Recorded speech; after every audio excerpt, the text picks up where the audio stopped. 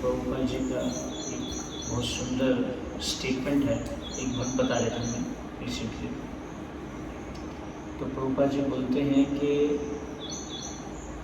हमारे हृदय की जो मलिनता है वही हमारे सारे दुखों का कारण है।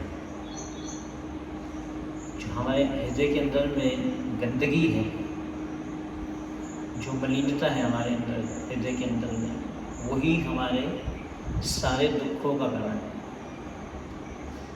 तो जनरली हम हमारे जीवन में जब कोई दुख आता है तो हम दूसरे व्यक्ति को उसका कारण समझते हैं।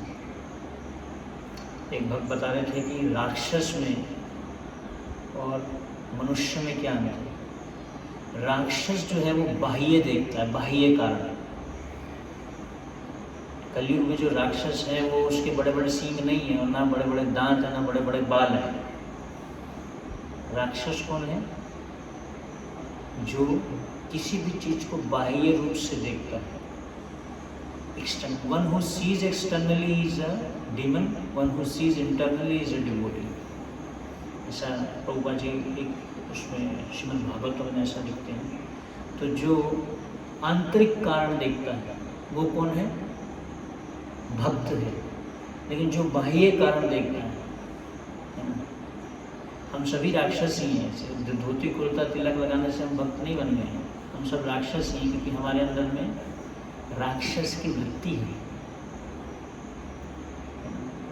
ऐसा हमें नहीं सोचना चाहिए कि हम अभी माला कर रहे हैं, अभी हम भक्त बन गए। अभी थोड़ा सा एक चाटा मारा जाए तुरंत चिल्लाने लग जाएंगे कि प्रभु जी ने ऐसे क्यों हमें मार दिया। थोड़ा डांट लगा दिया जाए, चाटा मारना तो दूर की बात है, तो तुरंत हमारा जो अंदर बैठा हुआ राक्षस है वो बाहर आ जाएगा। तो थोड़ी सी परेशानी जब आ जाती है तो हमारे अंदर जो बैठा हुआ राक्षस है तो वो बाहर आ जाता है। तुरंत हमारे अंदर में विद्रोह का भाव आ जाता है। विद्रोह, क्योंकि हम कृष्ण से विद्रोह करके आए हैं। क्योंकि हमने कृष्ण से विद्रोह किया आध्यात्मिक जगत में, तो हम भौतिक जगत में भी विद्रोह करना चाहते हैं। विद्रोह मतलब रिबेलियन, इसको कहते हैं विद्रोह करना। कोई बात अच्छी नहीं लगी तो तुरंत विद्रोह कर देंगे। अरे हम यहाँ पे नहीं रहेंगे, हम ये सेवा नहीं करेंगे, या हम यहाँ नहीं करेंगे। तुरंत विद्रोह का भाव आ जाता है ना। तो कहने का अर्थ ये है कि क्योंकि हमने कृष्ण से विद्रोह किया, तो इसलिए कभी भी हमें जो भक्त हैं, जो हमारे हितैषी हैं, उनके साथ में हमें कभी भी विद्रोह नहीं करना चाहिए। बाहर के लोगों के साथ में हम विद्रोह करें तो बात और है, लेकिन भक्तों के साथ कभी नहीं विद्रोह करना चाहिए, क्योंकि वो हमारा अच्छा चाहता है। वो हमारे दुश्मन नहीं है, ना ही वो हमारा बुरा चाहता है।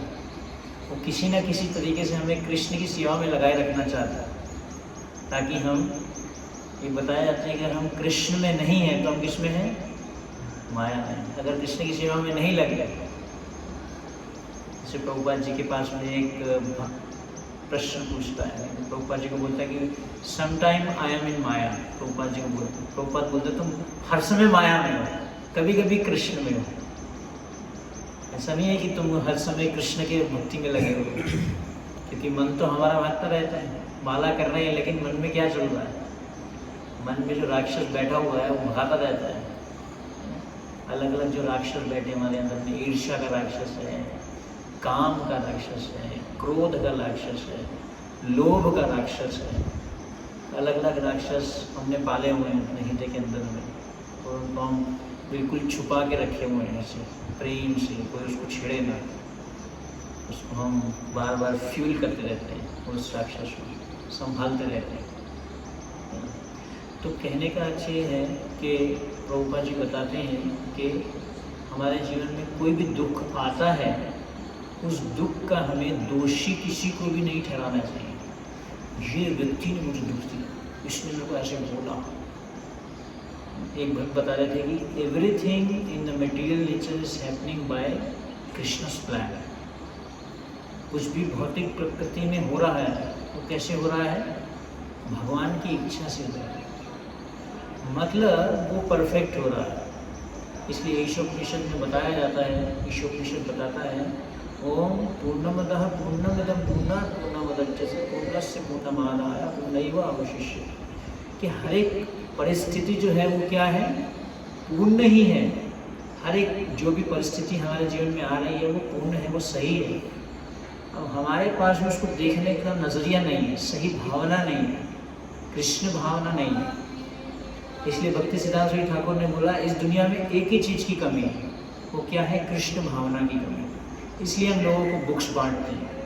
बुक्स क्यों बांटते हैं, बुक डिस्ट्रीब्यूशन क्यों करते हैं, ताकि वो कृष्ण भावना को प्राप्त करें। हरि नाम का प्रचार क्यों करते हैं, ताकि वो कृष्ण भावना को प्राप्त करें। अभी वो भोग भावना मिल गई, जो भी हम देखते हैं उसको भोग करना चाहते हैं।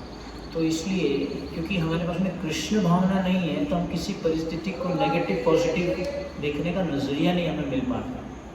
कैसे ये सही है, ये जो हो रहा है वो सही है, कैसे ये व्यक्ति ने मुझे ऐसे बोला ये सही है। अब जैसे कबाड़ी वाला चिल्ला रहा है हमारे पीछे, हम कथा कर रहे हैं, कोई बोल रहा है क्या है ये, कथा के टाइम में कहाँ से मन हमारा विचलित होना चालू हो जाएगा, तो उसको हम दोष देने लग जाएंगे, ये कहाँ से आ गया, ये परेशान करता है। या कभी कभी यहाँ पे कुत्ता होता है, वो कुत्ता कभी भी आज तो नहीं भौंक रहा है, कभी कभी भौंक रहा होता है। क्लास जैसी क्लास चालू होती है तब वो भौंकना चालू कर देता है, मैं कितनी बार ऐसे नोट किया है। तो उससे भगवान हमारी अटेंशन को चेक कर रहे हैं कि हम कितना ध्यान से सुन रहे हैं। इसलिए भगवान ने उसको ऐसा तैयार किया। एक बार प्रभुपाद जी जो हैं प्रवचन कर रहे थे और दूसरी साइड में जो है आवाज़ आ रही थी बहुत तेज, कंस्ट्रक्शन की बहुत तेज आवाज़ चल रही थी। कंस्ट्रक्शन, कुछ तो कंस्ट्रक्शन चल रहा था मंदिर में, क्योंकि उस टाइम जब प्रभुपाद जी थे तब मंदिर बन रहे थे, तब मंदिर बने नहीं थे। प्रभुपाद जी तो छोटी छोटी कुटिया में रहते थे, कभी कुछ ऐसे ऐसे छोटे छोटे कमरों में रहते थे। और प्रभुपाद जी बोलते थे कि मैं ये मंदिर जो है तुम्हारे लिए बना के जाऊँगा, ये अपने लिए नहीं बनाना।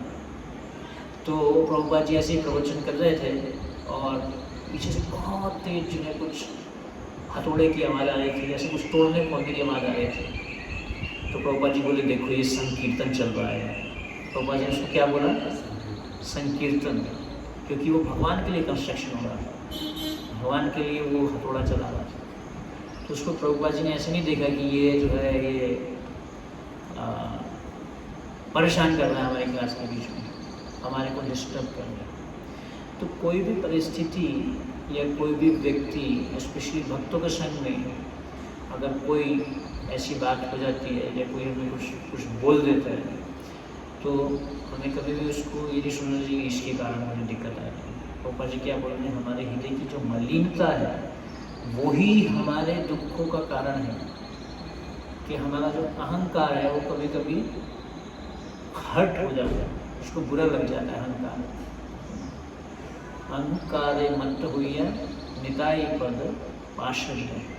तो कभी कभी जब हमारे अहंकार को ठेस पहुंचती है तो फिर हम किसी व्यक्ति को अपना दोषी मान लेते हैं, इस व्यक्ति के कारण मुझे दोष है, इस व्यक्ति के कारण मुझे दुख है, ये परिस्थिति भगवान ने ऐसा किया, भगवान को दोष देने लग जाते हैं। भगवान ने ऐसा क्यों किया, भगवान ऐसा क्यों कर रहे हैं, भगवान हमारे जीवन में परेशानी क्यों दे रहे हैं। तो भक्त जो है वो दूसरों को दोष नहीं दे। तो भक्ति ठाकुर बोलते हैं आमी की दोषेर दोषी, मैं ही सहज चीज का दोषी मैं ही हूँ, दूसरा व्यक्ति दोषी नहीं। हम शुद्ध नहीं हैं तो दूसरे व्यक्ति गलती कर रहे हैं। जब हम किसी को गलती करते हुए देखते हैं हम तुरंत उसकी गलती बताना चाहते हैं, ये भी वैसा हो जाता है, तुरंत उसकी गलती बताओ, इसने गलती करी। तो कोई भी अगर व्यक्ति गलती करता है ना, जैसे कि जय विजय के केस में, जय विजय जो थे उन्होंने 4 कुमारों को वैकुंठ के अंदर में आने से रोक दिया। 4 कुमार जो है वैष्णव बन चुके थे उस टाइम, और 4 कुमारों ने जो उनको श्राप दे दिया कि तुम 3 जन्मों तक पृथ्वी पे चले जाओ। हिरण्यकशिपु, हिरण्याक्ष बन गए, और ऐसे करके 3 जन्म जो हुए उनके, दंतवक्र, और इस प्रकार से जो 3 जन्म लिए उन्होंने पृथ्वी पे, तो उनको श्राप दे दिया गया। लेकिन भगवान उस समय स्वयं भगवान विष्णु भागते हुए आ गए अपना सिंहासन छोड़े, और भगवान विष्णु ने क्या बोला, ये मेरी गलती है कि मैंने इन दोनों द्वारपालों को यहाँ पे लगा दिया है। तो भगवान ने उसका दोष अपने ऊपर लिया, जैसे कि युधिष्ठिर महाराज, युधिष्ठिर महाराज जो हैं वो जब कुरुक्षेत्र का युद्ध खत्म हुआ, 100 करोड़ से ज़्यादा लोग मारे गए, तो युधिष्ठिर महाराज बहुत दुखी हो गए। युधिष्ठिर महाराज क्या बोले, ये सारा का सारा जो युद्ध हुआ ये मेरा ही दोष, मेरे कारण हुआ है, मैं इसका कारण हूँ। तो भगवान कृष्ण जो है उनको समझा रहे थे कि नहीं, ये आपके कारण नहीं हुआ, ये तो धर्म युद्ध है, तो मैंने इसको पूरा प्लान करके मैंने इसको किया था। लेकिन युधिष्ठिर महाराज क्योंकि उनके अंदर में भक्तों के गुण थे, भक्तों के गुण होने के कारण उन्होंने इसका दोष किसके ऊपर लिया, पूरा दोष अपने ऊपर लिया। फिर जब भीष्म पितामह ने उनको समझाया तब वो राजा बनने के लिए तैयार हो गए, है ना। तो कहने का अच्छी है कि भगवान भौतिक जगत में अलग अलग प्रकार से अलग अलग परिस्थितियाँ हमारे जीवन में देते हैं। परेशानी उसमें या तो हम परेशान होते हैं या हम उसमें परेशान नहीं होते, उससे हम अफेक्ट नहीं होते। देखिए भौतिक जगत है, दुखालय है, इसमें प्रॉब्लम तो आएगी आएगी, हर चीज़ तो परफेक्ट नहीं चलेगी। एक होता है यूटोपिया, यूटोपिया मतलब हर एक सिचुएशन बिल्कुल परफेक्ट चलना चाहिए, सब कुछ परफेक्ट होना चाहिए, डिवोटी परफेक्ट होना चाहिए, हर व्यक्ति को बिल्कुल सही तरीके से चलना चाहिए, सही व्यवहार करना चाहिए हर व्यक्ति को, सब कुछ परफेक्ट चले, ऐसे कभी नहीं होगा। कभी कभी लोग हमारे को बोलते हैं कि जब हमारा जीवन जो है सब कुछ सही हो जाएगा, सब कुछ सेट हो जाएगा, तब हम अच्छे से भक्ति करेंगे। अभी हम फंसे हुए हैं गृहस्थ आश्रम में, जब सब कुछ सही हो जाएगा तब हम भक्ति करेंगे। कभी कभी स्टूडेंट्स को बोलते हैं अरे प्रभु जी की तो पढ़ाई चल रही है, अभी कैसे भक्ति कर सकते। जब सब कुछ परफेक्ट चलेगा, परफेक्ट हो जाएगा, कभी नहीं होगा कि हम सोचें कि सब कुछ परफेक्ट हो जाएगा, सब कुछ सही हो जाएगा, तब हम भक्ति करेंगे। ये माया का एक चाल है, कभी भी कोई भी परिस्थिति परफेक्ट नहीं होती। इसलिए हमारे गुरुजी बताते हैं कि change of situation is not a solution, we have to change our heart. क्या बताते हैं, जब हम परिस्थिति, कभी जब प्रॉब्लम आती है तो हम क्या करते हैं, हम परिस्थिति को बदलना चाहते हैं, ये परिस्थिति से मैं दूसरी परिस्थिति में चला जाता हूँ। Change of place is not a solution. कि हम एक स्थान से दूसरे स्थान में चले जाएंगे तो प्रॉब्लम खत्म हो जाएगी, प्रॉब्लम खत्म नहीं हो रही, प्रॉब्लम आपके अंदर में है। तो हर एक जीव, बद्ध जीव की जो मलिनता है वही उसकी परेशानियों का कारण है। कोई दूसरा व्यक्ति हमारी परेशानी का कारण नहीं है, भगवान भी हमारी परेशानी का कारण नहीं है। हमारे अंदर में जो गंदगी है, हमारे अंदर में जो अनर्थ है, हमारे अंदर में जो काम, क्रोध, लोभ, मोह, मद मत्सर्य है, इसी के कारण हमें दिक्कत आ रही है, इसी के कारण हमें परेशानी आ रही है। अब जैसे भारत में कई जगहों अब जैसे सुनने में आ रहा है कि बहुत जगह झगड़े हो रहे हैं, कोई किसी को मार रहा है, कोई किसी को काट रहा है। अब भक्त लोग भी जो है उसमें टेंशन आ जाती है, क्या है, भगवान कहाँ चलेगा, ये क्या हो रहा है, क्यों हो रहा है? क्योंकि हम कृष्ण भावनामृत का प्रचार नहीं कर रहे, लोगों को भक्त नहीं बना रहे, अपने को भक्त नहीं बना रहे। जब तक हम भक्त नहीं बनेंगे, लोगों को भक्त नहीं बनाएंगे, है ना। इसलिए प्रहलाद महाराज बोलते हैं हर रोज एक भक्त को एक प्रार्थना करनी चाहिए, स्वस्ति अस्तु विश्वस्य, स्वस्ति अस्तु विश्वस्य खला प्रसीदतम। कि इस पूरे भगवान के सामने हम जाएं दर्शन आरती में, तो भगवान को क्या प्रार्थना करें, पूरे विश्व में जितने भी ईर्ष्यालु लोग हैं वो शांत हो जाएं। ईर्ष्या के कारण प्रॉब्लम है,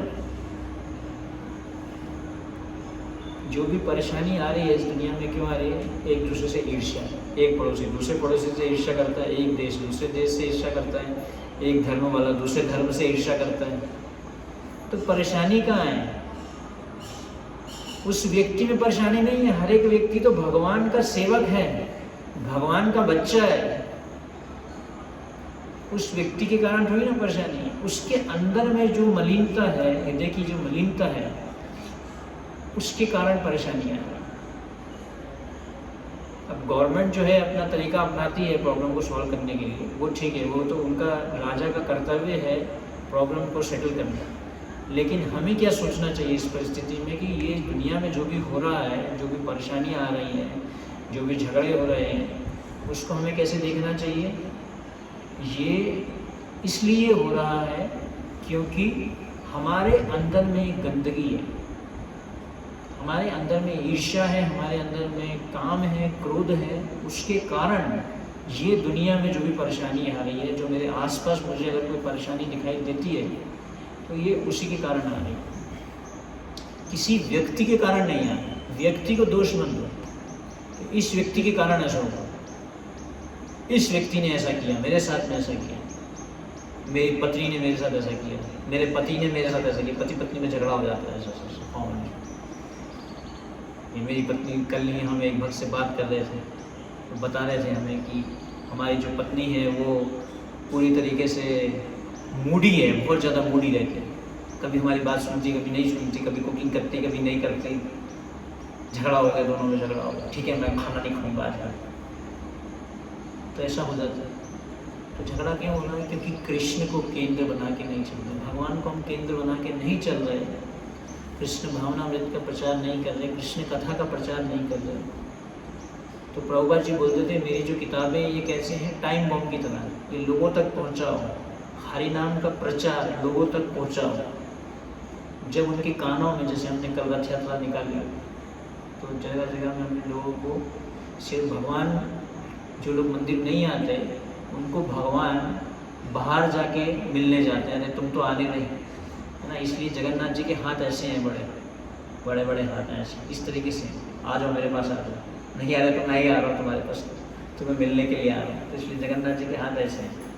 तो इसलिए जगन्नाथ जी जो हैं स्वयं सबको बुलाते हैं, मिलने जाते हैं। अगर आप जगन्नाथपुरी में जाएंगे तो वहाँ पे बहुत लोग जगन्नाथ जी को गले में मिलते हैं जाकर ऊपर में। 15 दिन के लिए जब बीमार हो जाते हैं तो जब उसके बाद में भगवान जी के दर्शन होते हैं तो लोग जाके उनको गले मिलते हैं जगन्नाथ जी को। तो कहने का अर्थ ये है कि भगवान कृष्ण, भगवान की जो भक्ति है, जब हम उनका, भगवान का जो नाम है हम लोगों तक पहुंचा दें, लोगों के कानों में जब जाता है, लोगों को प्रसाद मिलता है, यह सबसे बड़ी सेवा है जो हम कर रहे हैं। लोगों तक प्रसाद पहुंचाना, लोगों तक भगवान को लेके जाना, लोगों तक कीर्तन लेके जाना, ये एक बहुत बड़ी सेवा है। इससे क्या होता है, सभी का केंद्र भगवान बन जाता है, कृष्ण बन जाता है। सब लोग किसी न किसी तरीके से भगवान की आरती करते हैं, भगवान की सेवा करते हैं, तो उनको स्वीकृति प्राप्त होती है, इससे उनको भक्ति मिलेगी, तो उनके जो मन मुटाव हैं, जो मन के झगड़े हैं, वो खत्म हो जाएंगे। तो इसलिए यहाँ पे जो प्रभुपाद जी बता रहे हैं श्रीमद् भागवतम में कि हमारे जीवन में कोई भी दुख आता है, उसका जो मेन कारण क्या है, बद्ध जीव के हृदय की जो मलिनता है, वही हमारे दुखों का कारण है। सपोज आप प्रसाद लेने जाए और प्रसाद में नमक कम है, या नमक डाला ही नहीं आज, या नमक की जगह कुछ चीनी डाल दिया और आपने उसको टेस्ट किया और आपने सोचा अरे आज तो बहुत स्पेशल आइटम बनने वाला है, आज जाके बस भगवान का भोग लगेगा और मैं जाके उसको खाऊंगा, और जैसे ही आप उसको लेते हो और मुँह में डाल दो, इतना ज़्यादा नमक डाल दिया इसमें, क्या करा आज, कहाँ है, किसने कुकिंग किया आज, तुरंत तुम्हारे अंदर में जो बैठा हुआ राक्षस है वो बाहर आ जाएगा और तुरंत दोष देने लग जाएंगे। या उसमें बहुत स्वीट राइस, आप वेट कर रहे हैं कब स्वीट राइस बनेगा, आज स्वीट राइस बना, उसमें बढ़िया दूध, गिर गाय का दूध डाला गया है, उसमें स्वीट राइस बढ़िया डाला है, लेकिन सामने जिसने कुकिंग किया था उसने स्वीट राइस में नमक डाल दिया, उसको चीनी दिखाई नहीं दी, तो बहुत सारा नमक डाल दिया, भगवान को भी खिला दिया, तो भगवान ने खा लिया, प्रसाद तो बन गया। अब उसमें दोष नहीं देख सकते क्योंकि भगवान ने खा लिया। तो इसलिए हमें किसी को दोष नहीं देना चाहिए। कभी जब भी कोई परेशानी आती है हमारे जीवन में, कुछ भी परिस्थिति आती है, तो व्यक्ति को क्या करना चाहिए, इंट्रोस्पेक्ट देखना चाहिए कि मैं कहीं भक्ति में गड़बड़ तो नहीं कर रहा, क्या मैंने आज मंगल आरती की, क्या मैंने आज हरिनाम का जप किया, क्या आज मैंने कक्षा अटेंड की, क्या आज मैंने प्रभुपाद की बुक्स पढ़ी। इसमें से कहीं पर भी आप गड़बड़ कर दोगे तो तुरंत आपके मन में परेशानी आ जाएगी, टेंशन आ जाएगी, आपको लगेगा कि सब टेंशन हो रही है, आज परेशानी हो रही है। इसका मतलब हम जो है डेंजर जोन पे आ गए, तो तुरंत बंदूक निकाल लेनी चाहिए, हरिनाम की बंदूक, और फिर हरे कृष्ण कृष्ण कृष्ण हरे हरे, हरे राम राम राम। यहाँ इसकी तरफ जब हम एक उंगली किसी की तरफ करते हैं तो 3 उंगली कहाँ होती है? हमारी तरफ। एक व्यक्ति में अगर दोष देखते हैं, उसको कारण समझते हैं किसी चीज़ का, ये इसने मेरे को प्रॉब्लम किया। अरे प्रभु जी, आज आपने मुझे उठाया नहीं सुबह, दूसरे को दोष देने लग जाएंगे। अरे तुम्हारी इच्छा थी क्या सुबह उठने की?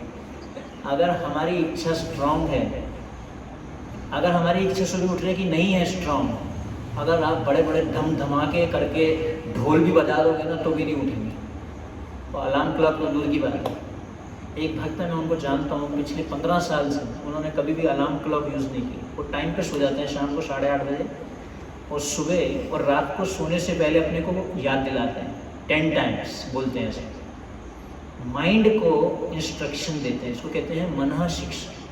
माइंड को बोलते हैं, प्रिपेयर करते हैं कि मैं सुबह कल जो है मैं 3:30 बजे उठूँगा। वो सोच के नहीं सोते कि मैं कल नहीं उठूँगा, आज तो मैं बहुत थक गया, आज तो बहुत रथ यात्रा हो गया, जी हो गया, आज तो बहुत सेवा हो गई, आज मैं बहुत थक गया, कल जो है मैं सुबह नहीं उठूँगा, कल आराम करेंगे। अरे प्रभु जी भी कुछ नहीं बोलेंगे, कल मैंने बहुत सेवा किया, बहुत चला, मैं बहुत कीर्तन किया, बहुत नृत्य किया, बहुत प्रसाद बांटा, और सुबह तो आज आराम करेंगे, विश्राम करते हैं, सुबह नहीं उठेंगे। तो पहले ही हमने मन को क्या कर दिया? कमज़ोर कर दिया। मन को बोल दिया कि आज जो है हम सुबह उठेंगे नहीं, आज माला नहीं करेंगे, आज पूरा दिन माला पकड़ के घूमते रहेंगे, आज प्रभु जी माला नहीं हुआ, आज सेवा मत देना, आज प्रभु जी सेवा देने आएंगे तो तुरंत माला में हाथ डाल देंगे, आज माला नहीं हुआ, आज माला नहीं है, आज सेवा नहीं करेंगे, आज कुछ नहीं। तुरंत तो हम दूसरे को दोष दे देते, अरे आपने हमें क्यों नहीं उठाया? तो मेरे दुखों का कारण कौन है? कौन है? हाँ, हमारे हृदय की जो मलिनता है वही हमारे दुखों का कारण है। ये पॉइंट हमारे माइंड में घुस जाना चाहिए अच्छे से। इसको बिल्कुल जो है ड्रिलिंग होती है ना, ड्रिलिंग समझते हैं? ड्रिलिंग जैसे पेड़ होता है, पेड़ के अंदर में एक मशीन चलाई जाती है, उसको ड्रिलिंग कहते हैं, ठीक है? हमें ड्रिलिंग मशीन होती है, जैसे कभी कभी कुछ वो करना होता है, ठोकना होता है, तो ड्रिलर लेके आते हैं, बड़ा होता है। तो छोटा गड्ढा करना होता है तो छोटा ड्रिलर होता है, लेकिन बड़े गड्ढे के लिए बड़ा ड्रिलर होता है, बड़ा ड्रिलर लगाना पड़ेगा। इसलिए नरोत्तम दास ठाकुर बोलते हैं, गुरु मुखा पद्मा वाक्य चित्ते कोरिया क्या आरना करिया मने आशा। क्या बोलते हैं नरोत्तम दास ठाकुर? कि गुरु के जो दिए हुए वचन हैं उसको क्या कर लो? चित्ते कोरिया एक्या। एक्या मतलब उसको गाड़ दो। कहाँ पे? चित्ते, चित्त पे। उसको भूलो नहीं, उसको हर समय याद रखो। तो उसके लिए क्या करना पड़ेगा? रोज सुनना पड़ेगा, श्रवण करना पड़ेगा, डेली श्रवण करना पड़ेगा। एक भी दिन श्रवण नहीं किया, नहीं सुना आपने, तो भूल जाएंगे, फिर किसी को दोष देने लग जाएंगे, परेशान हो जाएगा, मन परेशान हो जाएगा, इसने किया, ऐसे ये मेरे प्रभु जी बहुत ज़्यादा सेवा देते हैं, ये प्रभु जी मेरे को ऐसे बोलते हैं, ये प्रभु जी मुझे डांट लगाते हैं, ये जो है मुझे ऐसे करते हैं, तो दूसरे को दोष देने लग जाएंगे। तो हम देखते हैं कि जब शमीक ऋषि बैठे हुए थे, शमीक ऋषि बिल्कुल ध्यान में मग्न थे, भजन में लगे हुए थे, तो परीक्षित महाराज बहुत उनको प्यास लगी और उन्होंने, तो परीक्षित महाराज तो पूरे पृथ्वी के राजा थे, अब शमीक ऋषि के सामने वो आए हैं, उनको प्यास लग रही है और पानी से चिल्ला रहे हैं, लेकिन शमीक ऋषि जो है अपनी मेडिटेशन में मस्त, उनको गुस्सा आ गया और गुस्से में उन्होंने एक मरा हुआ सांप शमीक ऋषि के गले में डाल दिया। शमीक ऋषि के गले में जैसे ही डाला तो वहीं उनका जो पुत्र था श्रृंगी ने आगे परीक्षित महाराज को शाप दे दिया। अब परीक्षित महाराज जो है स्वयं, जिनको भगवान ने खुद उत्तरा के गर्भ में आके रक्षा किया, उनको बोला जाता है विष्णु रात। परीक्षित महाराज विष्णु रात मतलब जिनकी रक्षा स्वयं भगवान विष्णु करते हैं। अभी यहाँ पे एक छोटा सा बालक आके उनको क्या कर रहा है, शाप दे रहा है कि तुम्हारी मृत्यु 7 दिन और 7 रात में हो जाए, ऐसा उन्होंने शाप दिया। तो परीक्षित महाराज चाहते तो अपने आप को बचा सकते थे, श्रृंगी का गला भी काट सकते थे, शमीक ऋषि का गला भी काट सकते थे, नहीं कर सकते थे क्या? कर सकते थे। अगर वो नहीं मरना चाहते तो नहीं मरता, इतना वो भगवान से सुरक्षित है। लेकिन प्रभुपाद जी श्रीमद् भागवतम में लिखते हैं कि भगवान कृष्ण जो है वो क्या है, अद्भुत कर्मणा। भगवान क्या है, अद्भुत है, उनका जो कर्म है बड़ा अद्भुत है। वही कृष्ण जिन्होंने परीक्षित महाराज की रक्षा की, आज वही कृष्ण ऐसा अरेंजमेंट कर रहे हैं कि वो परीक्षित महाराज की मृत्यु हो जाए 7 दिन 7 रात में। कैसे भगवान कृष्ण कितने अद्भुत है, इसलिए भगवान की लीलाओं को समझना आसान नहीं है। तो परीक्षित महाराज चाहते तो बचा सकते थे अपने आप को, और उन्होंने श्रृंगी को दोष नहीं दिया अपनी परेशानी का। ये नहीं बोला गया श्रृंगी तुम्हारी ये हिम्मत, तूने मेरे को ये किया, मैंने अभी तेरा गला काट दूंगा, ऐसा नहीं बोला श्रृंगी को। उन्होंने इसका दोष अपने ऊपर लिया और चुपचाप वहाँ से चले गए। 7 दिन 7 रात शुभदेव गोस्वामी से उन्होंने श्रीमद् भागवतम की कथा सुनी और भगवत प्राप्ति की। तो कहने का अर्थ ये है कि जब भी हमारे जीवन में कोई दुख आता है तो हम श्रीमद् भागवतम से कितने सारे ऐसे हम व्याख्यान ले सकते हैं। जैसे प्रहलाद महाराज हैं, प्रहलाद महाराज के पिता ने उनको मारने की कोशिश की, कितने तरीके से उनको अग्नि में डाला, पहाड़ से फेंका, तलवार से मारने की कोशिश की, है ना। लेकिन प्रहलाद महाराज ने उसको रिएक्ट नहीं किया, उसको दोषी पिता को नहीं ठहराया। ये नहीं सोचा कि अरे हिरण्यकशिपु तुम्हारे किंगडम में तुम मुझे भक्ति करने नहीं देते तो मैं यहाँ से कहीं और चला जाता हूँ, है ना। वैसा होता है, एक मंदिर में अगर सेवा ठीक से नहीं हुई तो दूसरे मंदिर में भक्त लोग भाग जाते हैं। अरे आज दिल्ली मंदिर में नहीं ठीक है, दिल्ली मंदिर में हम रह रहे हैं, दिल्ली मंदिर में अच्छा ये वाली मैनेजर से हमारी नहीं बनी, चलो दूसरे मंदिर में चले जाएंगे, दूसरे मैनेजमेंट से पटाखे से वहाँ जाके सेवा कर लेंगे। ऐसा नहीं है, प्रॉब्लम हमारे अंदर में है, परेशानी हमारे अंदर में है।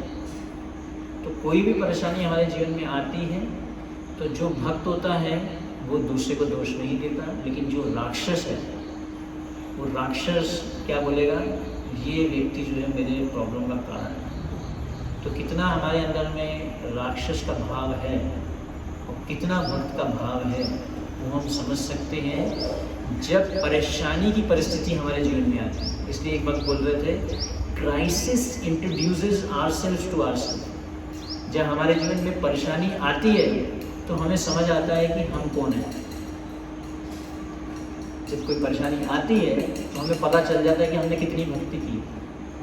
तो भगवान टेस्ट करते हैं, कैसे टेस्ट करते हैं, अच्छा ये बहुत दिखा रहा है, आज माला कर रहा है, ध्यान से माला कर रहा है, ठीक है, आज इसको एक परेशानी देता हूँ। तो भगवान एक छोटी सी परेशानी मिल गई, ऐसे करके हम परेशान हो जाएंगे उसको, तो फिर वो माला नहीं चल रही थी ठीक से।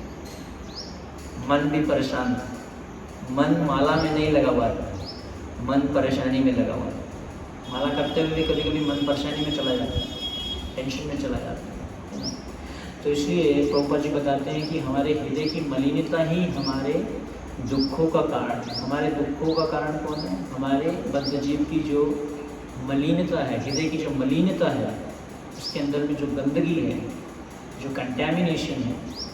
इसलिए भक्तों को कम से कम बात करना चाहिए एक दूसरे से, क्योंकि ज़्यादा बात करेंगे तो क्या बोलेंगे, एक दूसरे को दोष ढूंढेंगे, ये एक दूसरे की कुछ ना कुछ दोष बोल देंगे।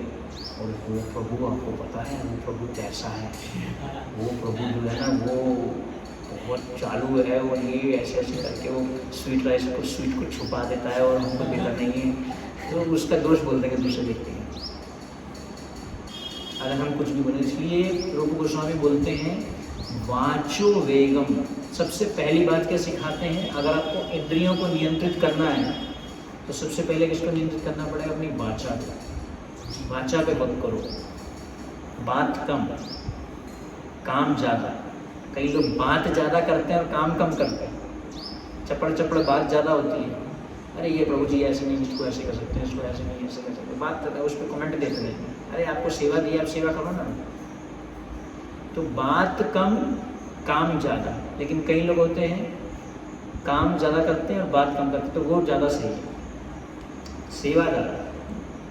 तो इसलिए हमें समझना चाहिए कि हमारे जीवन में छोटी छोटी परिस्थितियों में भी हमें जो है उसको पॉजिटिवली देखना चाहिए।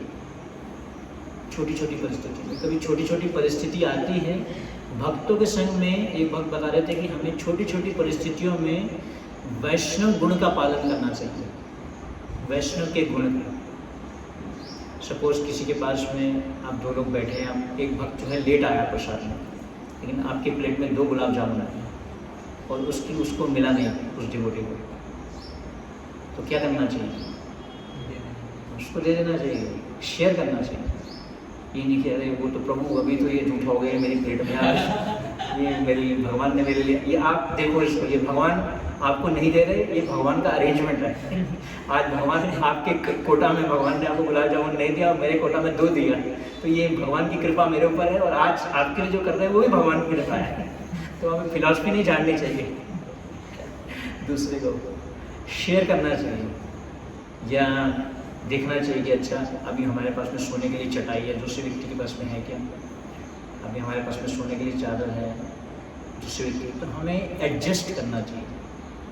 एक बार बोल रहे थे, one who knows how to adjust is knows how to survive. एक व्यक्ति जो समझता है कि हम कैसे एडजस्ट करें परिस्थिति में, वो ही भक्ति में टिक सकता है। एक भक्त बोल रहे थे, जो सह गया वो रह गया, जो सह गया क्या, जो सह गया वो रह गया, जो सहा नहीं, जो सहन नहीं कर पाएगा वो टिक नहीं पाएगा भक्ति। इसलिए चैतन्य महाप्रभु ने क्या बोला? Tolerance, try to tolerate the परिस्थिति को टॉलरेट करना चाहिए। तो इसलिए हमें सहनशीलता अपने में लाना है, उसमें एजिटेट नहीं होना, परेशान नहीं होना, भगवान को प्रार्थना करना है और अच्छे से साधना करना है, साधना को स्ट्रॉन्ग करना है। और जो भी परिस्थिति भगवान ने दी है, वैष्णव संघ में एक दूसरे को सेवा करना, एक दूसरे को प्रणाम करना। इसलिए सुबह में हम क्या करते हैं? वांछा कल्पतरुभ्यश्च कृपा सिंधु भैः, कि हमसे कोई गलती हो गई तो हम आपसे माफ़ी मांग रहे हैं, क्योंकि जब करने से पहले ये हमें जरूर करना चाहिए वाला प्रणाम मंत्र, वांछा कल्पतरुभ्यश्च कृपा सिंधु। पूरे ब्रह्मांड में, पूरी पृथ्वी में किसी भी भक्त से अगर हमने उसके प्रति क्या कर दिया, अपराध कर दिया या गलती कर दी, अभी मैं जप करने जा रहा हूँ, जप में नींद क्यों आती है? अपराध के कारण। जब किसी भक्त के प्रति हम वैष्णव अपराध कर देते हैं तो जप में नींद आ जाती, सो जाते हैं, आई नाम के जप में। तो इसलिए हम उसमें सभी भक्तों से हम क्या मांगते हैं? फॉरगिवनेस, उनसे माफ़ी मांगते हैं कि हमसे गलती हो गई होगी, तो गलती हुई है, ऐसा नहीं कि हो गई होगी, गलती हुई हमसे, तो हम आपसे एक जगह भक्ति विनोद ठाकुर लिखते हैं, no one can say that I am not doing any offenses. कोई व्यक्ति नहीं कह सकता कि मैं अपराध नहीं कर रहा, मैं निरपराध हूँ, मेरे से कोई अपराध नहीं होता, मेरे से कोई गलती नहीं होती, मैं बिल्कुल सही हूँ। अभी यहाँ बैठे बैठे भी हम 10 अपराध कर सकते हैं, कर रहे हैं। ऐसा नहीं है कि मन में हमारे कुछ चल रहा होगा, सोच रहे थे प्रभु जी ने आज ये बात क्यों बोली, अच्छा मुझे बताना चाहते हैं, ये मेरे तो हिंट कर रहे हैं, मेरे को ऐसा सोच के बोल रहे हैं, मेरी तरफ देख के जान के ऐसा मुझे हेजिटेट करने के लिए बोल रहे हैं, ऐसे ऐसे भी मन में चलता है। ऐसा कुछ भी नहीं है, मैं तो कुछ प्लान ही नहीं करके आया था कि कौन सी क्लास है, तो प्रभु जी से पूछ रहा था ये वाली दूँ या ये वाली दूँ, लेकिन ऑफकोर्स मेरे माइंड में ये स्टेटमेंट चल रहा था कई दिनों से, थॉट चल रहा था। मैंने कहा सोचूंगा जहाँ पे कहीं ऐसा ऑप्शन मिलेगा तो वहाँ पे डिस्कस करेंगे। तो कहने का अर्थ ये है कि हमसे अपराध होता है, हर समय अपराध होता है। इसलिए अपराध से बचने का सबसे सिंपल तरीका क्या है? वैष्णवों को प्रणाम, वैष्णव प्रणाम, ये बहुत महत्वपूर्ण है। उनसे माफ़ी मांग करें कि हाँ, हर समय ऐसा सोचना कि हाँ देखो मेरे से गलती होती है। तो जब भी प्रणाम करें, इस भावना से प्रणाम करें कि देखो मैंने अपराध किया है इस भक्त के प्रति, तो उनसे मैं प्रार्थना कर रहा हूँ कि हाँ मुझे आप माफ़ कर लो। जैसे कि हम कथा जानते हैं ना कि अम्बरीश महाराज और कौन से ऋषि थे, दुर्वासा मुनि। अम्बरीश महाराज और दुर्वासा मुनि की कथा आती है। तो दुर्वासा मुनि जो हैं पूरे ब्रह्मांड में भाग लिए, लेकिन वो भगवान के चक्र से बच नहीं पा रहे थे, क्योंकि उन्होंने अम्बरीश महाराज के प्रति अपराध कर दिया था। तो हर जगह जाके उन्होंने पांव जोड़े कि मुझे बचा लो, ये जो चक्र आ रहा है भगवान का, उससे बचा लो। लेकिन उसका सॉल्यूशन क्या, उनको बताया गया कि आप अम्बरीश महाराज को जाके माफ़ी मांगिए, तो ही जो ये भगवान का जो सुदर्शन चक्र है इससे आप बच पाएंगे। तो कहने का अर्थ ये है कि जब हमारे से अपराध हो जाता है तो हरि नाम में भगवान उसमें जो टेस्ट आता है हरि नाम में, उसको खींच लेते हैं।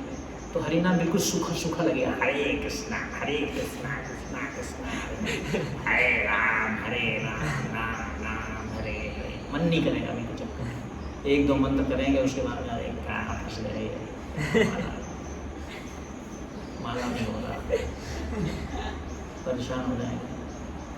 एक माला करने में 20-20 मिनट लगेंगे, बहुत देर लग जाएगी, 1 घंटा लगेगा एक माला करना। अरे कृष्णा, इसके अच्छा जाके माफ़ी मांग लो, भक्तों को करना। सिंपल सॉल्यूशन है। एक बार जयदत्त स्वामी को एक प्रश्न पूछा गया कि महाराज के जब हमसे अपराध हो जाता है तो हरिनाम में रुचि खत्म हो जाती है। इसको पूछा जयदत्त स्वामी, जयदत्त महाराज जी प्रभुपाद जी के शिष्य हैं, बहुत सीनियर। उनको प्रश्न पूछा गया है कि जब हम हरिनाम का जब करते हैं और अगर हमसे कोई गलती हो जाती है, किसी के प्रति अपराध हो जाता है, तो हरिनाम में टेस्ट खत्म हो जाता है। तो जयदत्त महाराज बोले इससे पता चलता है कि कृष्णा कॉन्शियसनेस जो है ये साइंटिफिक है, ये काम करती है। मतलब उनका कहना क्या था कि अगर आप किसी के प्रति अपराध करोगे तो ऐसा होगा, टेस्ट खत्म हो जाएगा हरिनाम। इसलिए प्रभुपाद जी जो हैं वो हर 6 महीने में अपना जो उनका जो सर्वेंट होता था उसको चेंज कर देते थे। एक सर्वेंट नहीं रखते थे, एक व्यक्ति से सेवा नहीं कराते थे कभी, हर 6 महीने में चेंज करते थे। क्यों?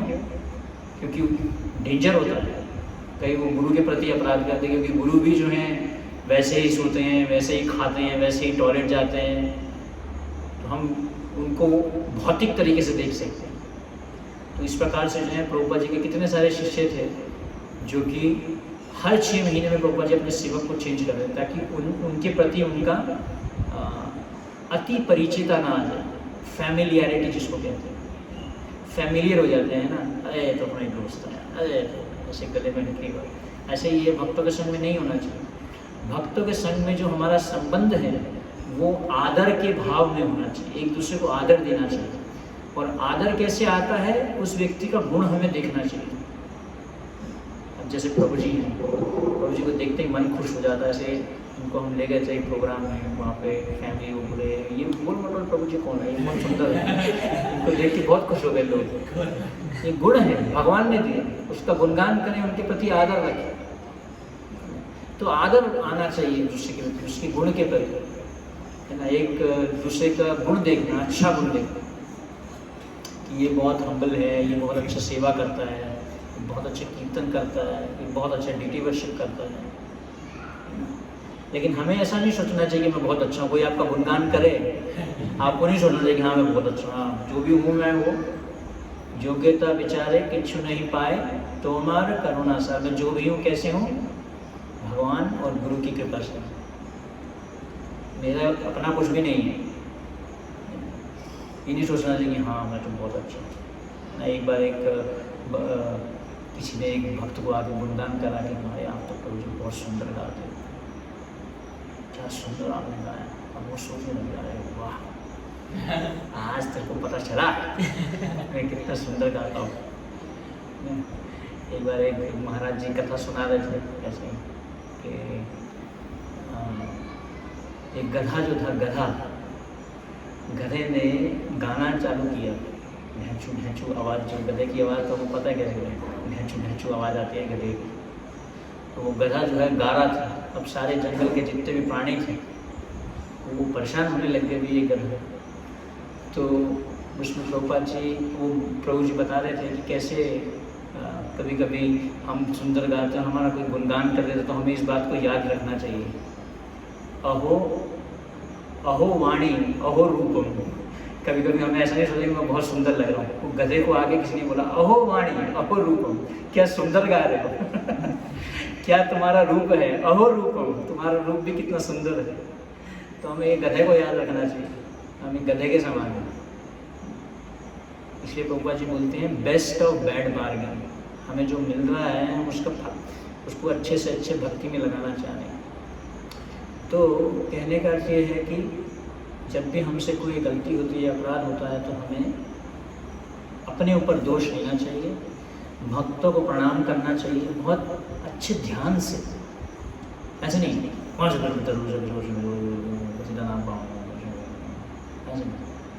ध्यान से उस पर मेडिटेशन करके वांछा ये क्या कृपा सिंधु है, मैं कृपा सिंधु हूँ, ऐसा मन में भाव आता है।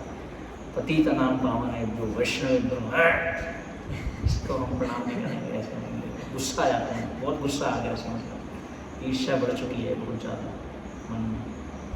तो इसलिए वैष्णवों के संग में, भक्तों के संग में हमें जो है एक दूसरे के प्रति सेवा का भाव रखना चाहिए और आदर का भाव रखना चाहिए। Spiritual world means how can I serve you. आध्यात्मिक जगत वहाँ है जहाँ एक व्यक्ति दूसरे व्यक्ति की सेवा करना चाहता है। ऐसा नहीं कि मैं पहले प्रसाद दूंगा तुम सब बाद में लेना, ऐसा नहीं, सबसे पहले मैं।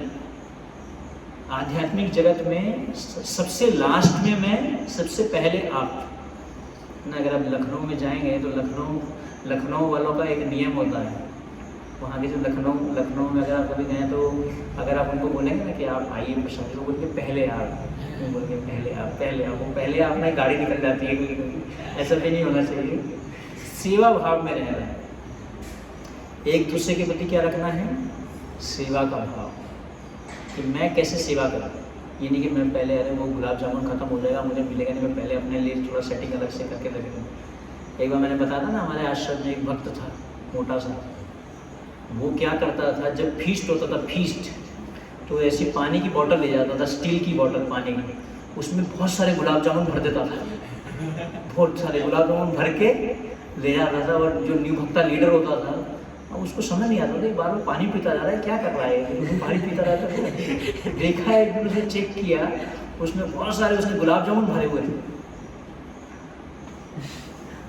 तो ऐसा नहीं होना चाहिए कि पहले मैं और बाकी दुनिया गई भाड़ में, मैं तो अपना कोटा निकाल लूँ। सेवा भाव होना चाहिए। एक्चुअली में असली प्रसाद वो है जो सब वैष्णवों को खिलाने के बाद में बच जाता है। वो जब हम पाते हैं सेवा करने के बाद में, उसी को यज्ञ बोला जाता है। क्योंकि प्रसाद सेवा जो है एक प्रकार का यज्ञ है। हमारे जो एक महाराज जी थे, हमें जब हम प्रसाद सेवा करते थे मंदिर में, तो हमें सिखाते थे कि जब आप प्रसाद सेवा करेंगे, इतना प्रसाद सेवा करो, इतना प्रसाद सेवा। एक्चुअली प्रसाद सेवा करने से आप इतने संतुष्ट हो जाएंगे, आपको इच्छा नहीं करेगी कि आप खाना चाहते हैं, क्योंकि आपको इतनी संतुष्टि मिलेगी सेवा करने से भक्तों की, लगे यार उसको थोड़ा सा कुछ ऐसा मिल जाए। तो कहने का अर्थ है कि भक्तों के संग में सेवा का भाव और आदर का भाव। भक्तों से जो हमारा संबंध है वो किसके ऊपर आधारित होता है, आदर के ऊपर और सेवा के ऊपर। सेवा के ऊपर आधारित है, सेवा कि मैं कैसे इनकी सेवा करूँ, ये नहीं कि मैं इनसे कैसे फायदा उठाऊँ, इनसे मेरे को क्या मिलेगा। अच्छा, ये प्रभु से जो है इनको पटाता हूँ, मैं 2 दिन इनकी सेवा करता हूँ, 2-3 दिन इनको पटा के रखता हूँ। ये पुजारी है, पुजारी के पास में बहुत प्रसाद वसाद आता है, इसको पटा लेता हूँ। दिल्ली लोग पुजारी को पटा के रखते हैं अपना, क्योंकि उससे क्या होता है, कुछ ना कुछ आता रहता है भगवान के वहाँ, तो साइड से कुछ ना कुछ हमें भी स्वीट मिल जाएगा, कभी कुछ मिल जाएगा, पटा के रखते हैं। सेवा के बेस में रहना चाहिए भक्तों के साथ, एक दूसरे की सेवा करना है और रिस्पेक्ट देना है, आदर देना है। कैसे मैं इनको रिस्पेक्ट करूँ। एक्चुअली जब किसी के प्रति रिस्पेक्ट होता है तो हम उसकी सेवा करते हैं, रिस्पेक्ट नहीं रहता तो सेवा नहीं करना चाहते। ठीक है, हरे कृष्ण। श्रील प्रभुपाद की जय, गौर की जय, गौर